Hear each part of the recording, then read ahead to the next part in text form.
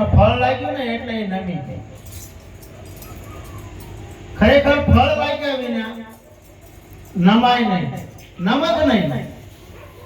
આજે દાળીનું ઝાડ રહ્યું ને એ ઊંચું આસમાનમાં જ જોઈ રહ્યું હોય, એ ક્યારેય નમતું જ નથી. એનો ફળ લાગે ને તો ઓલા ભોગેડા કૂતરા કાનમાં સોટા હોય ને ઉપર સોટા હોય, પણ એની કઈ કિંમત હોતી નથી. એમાં કોઈ રસ હોતો નથી ને એનો સ્વાદ બધા લઈ ન કે કદાચ કોક લઈ ને તો કોઈ નશાવાળો લઈ જાય. લગભગ આપણે આમાં નશાવાળા હોય જ નહીં, પણ સંતોએ આપણને તારવા માટે તો ઘણો બધો પ્રયત્ન કર્યા છે કે 5 નિયમો આપ્યા. દારૂ ન પીવો, જુગાર ન રમવો, ચોરી ન કરવો, માંસાહાર ન કરવો, વ્યભિચારી ન કરવો.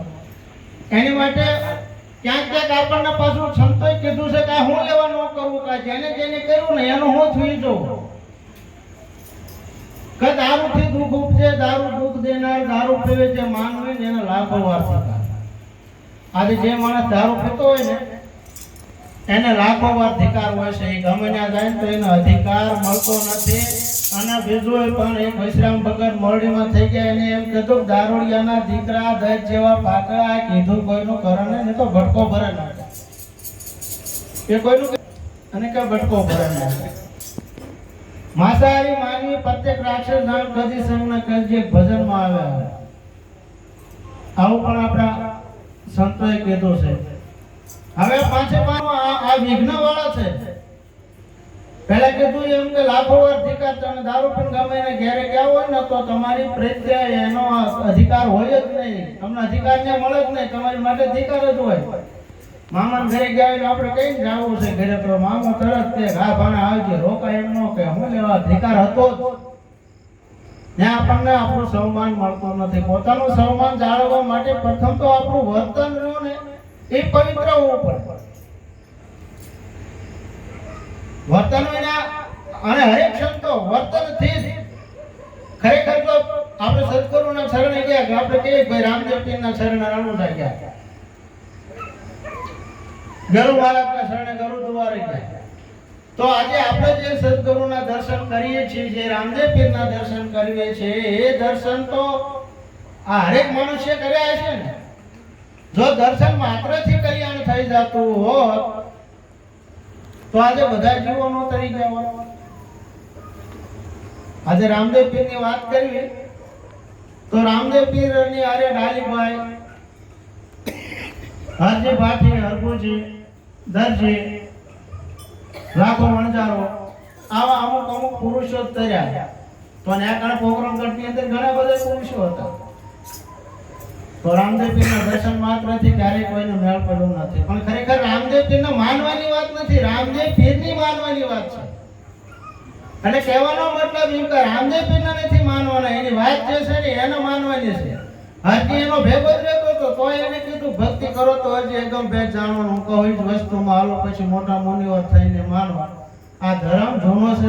હજી નિજાર પણ થાય આ ધર્મ મેં પણ નથી બનાવ્યો. આ આદિ અનાદિથી સંજૂનો ધર્મ છે. એ ધર્મને તમે સંભાળો તો પાર ઉતરી જઈશું. એમ આપણે દર્શન માત્રથી ક્યારેય પાર પડતા નથી. તો કે જુગારના પાંડવો આપણને સંતો હું લેવા 5 પેજી આપે છે કે આપણું જો સારું વર્તન ને બધું વિશે તો ક્યાંક આદર ભાવ મળશે, અથવા આપણી માથે જે કોઈ શકલી ભાવ બની છે ને આવે. કે જુગાર રમતા પાંડવો હારે દ્રૌપદી નાર નર રાજા નિર્ધન થયા, રમવું નહીં જુગાર. ત્યાં હગા ભાઈ જુગાર રમાડીને પતંગ કરી નાખ્યું. દ્રૌપદી ના હારી. પછી રાવણ નું જોવો તો કે પર નારી જેલ સરી મત લગાવો અંગા, રાવણના 10 મસ્તક સહિત છે. એનો એવી કહેવત છે કે એટલી બધી એનામાં શક્તિ હતી કે જેના 10 મસ્તક ના 20 ભુજા હતી તોય કઈ એના છેદાઈ જાય. એના કારણ એક જ હતું, પર નારીઓ ઉપર પૂરી દ્રષ્ટિ કરવાથી, અથવા મનમાંથી લઈ જઈને અશોકા વાટકીમાં બિહારવાથી એનું પતન થઈ ગયું હોય તો હરેકનું પતન આમાં થાય છે. તો આપણને સંતો એમાં શેતો છે કે આમાંથી પણ પાર પડી જાય. તો મામિયા પીરની સાખીમાં આપણે કીધું ભાઈ નમતો રહેવું. પછી ખમના કે ખમનું, ખમા વિના મેળ પડતો નથી. જેવા ચંદનનું ઝાડકા સૂકું રહે ને એમ ખમા વિના ખરું નથી થતું. વસનની કયાને વાતો જેનો જોયા વિનાની જાતો. આ ભીતરમાં ભાસ ગણી છે રે એવા નથી એની દલની વાત. ભેતરની માલપા ભાત મેસે સંતોએ ઘણી જગ્યાએ ના પાડી. આપણે તો કહીએ ને તો ગંગા સતી પાનભાઈએ પણ ના પાડી કે ભાઈ કુપાત્રાની આગળ વસ્તુ ન વાવી. ભલે ને ધન ના કરે, કદાચ ધન ના ઢગલા કરી જાય કે મોટો ધનવાન હોય કે મોટો ભૂપ હોય, પણ એની આગળ નો ના વસ્તુ રેડીએ તો કા પાત્ર વિના ઠેરાતો નથી. કદાચ તમે વસ્તુ રેડો તો કે જેવું પાત્ર હોય ને એવું જ બને છે. શીખ તો કરે સમજણ में क्या समझण के लेवा बिंदु जुले सुवात का शोभा समझण પોતે. આપણે એક શેરપુરીએ વાણી લખી છે મારા સદગુરુ સાહેબ એક છે, એમાં એ કીધું પણ છીપ નામની માછલી રહી ને એ જ્યારે બુંદ સ્વાદ નામનું નક્ષત્ર વરસવાની બુંદ ઝીલી અને મોઢું બંધ કરીને તળિયે સૂકી જાય અને એનું સેવન કરવાથી એમાંથી મોતી પાકે ને તો એ આખા દરિયાને શોભા આપે. પણ હવે એની સુવાત હોય ને એ વરસવાનું શરૂ જ હોય, એ દરિયામાં પડે તો એ ખારું થઈ જાય છે. એનું એ જ બુંદ. એમાં સંતોએ કીધું કે કુપાત્રની આગળ વસ્તુ ન વાવે તો સાપના મુખમાં પડે તો ઝેર બની જાય છે. સાપના મુખમાં પડે તો ઝેર બની જાય છે. પૃથ્વી ઉપર પડે તો એ કાદવ બની જાય છે. પણ કોઈ છીપ જેવો શિષ્ય હોય અને સદગુરુનું વસનના જે રુધિર ધરે, સદગુરુના વસન રુધિર ધરણ કા થાવ વાલની જેવા સંતોની વાતો સાંભળો છો તો રહેશો એવા ને એવા. આવું સંતોએ કીધું. તો સદગુરુના વસનના રુધિર ધરવાના કીધા. પછી તો બહુ ગુણ. આજે જગતની માલપા પૂજાતો હોય ને તો ગુણ પૂજાય છે.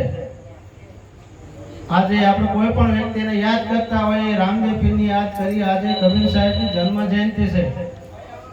હવે આ જે જેઠ સુદ પૂનમના દિવસે તો કેટલા બધા જીવોએ જન્મ લીધા છે, કેટલાય. અને કેટલાય કબીર સાહેબ એક જ જેઠ મહિનાની પૂનમના દિવસ જન્મ નતો લીધો, ઘણા બધા એ લીધા હતા. પણ કેમ કોઈના નામ નહીં? આજે આની જન્મતિથિ આજે 600 વર્ષ જેવું થવા આવ્યું હશે કે વધારે થયા હોય, છતાં પણ આજે આપણે એને યાદ કરીએ છીએ, એના ગુણગાન ગાઈએ છીએ. તો શું છે એ એનો ગુણ છે. એને પરમાત્માની પ્રાપ્તિ કરી, એને અંધશ્રદ્ધામાંથી મુક્ત કર્યા, અજ્ઞાનમાંથી દૂર કર્યા. આજે આપણે અંધકારની માલપા જે ફસાઈ ગયેલા હતા ને આ જીવોને બહાર કાઢવાનો પ્રયત્ન કરી અને સત્ય શબ્દ સમજાવી સત્પુરુષ સુધી પહોંચાડવાનું કામ કબીર સાહેબ હતું. તો એના ગુણ પૂંજાય છે. પછી મુખમાં મીઠી વાણી, મુખમાંની અંદર મીઠી વાણી હોવી પડે. તો કે કેવી તક સરળ સ્વભાવ નમન કોટી લાઈ અથા લાભ સંતોષ સદાય.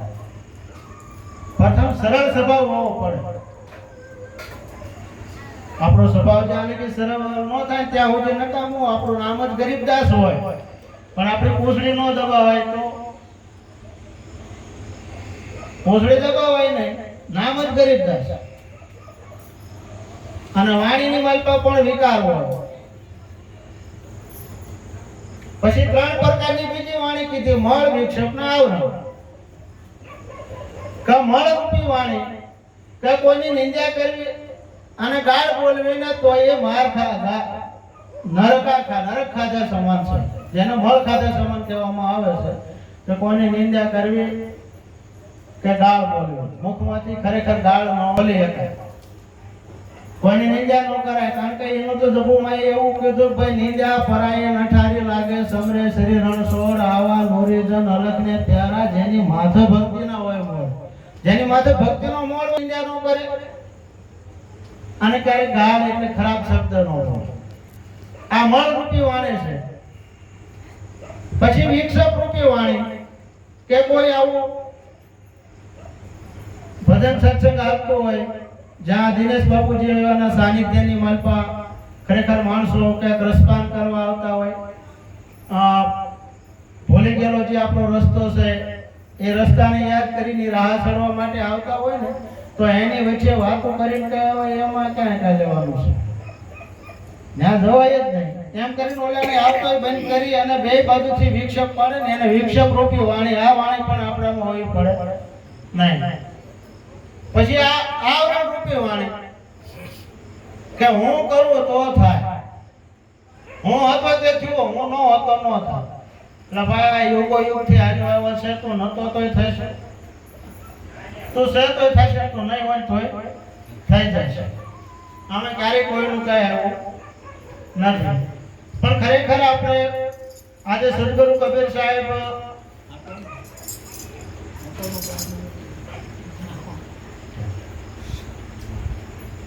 આપણને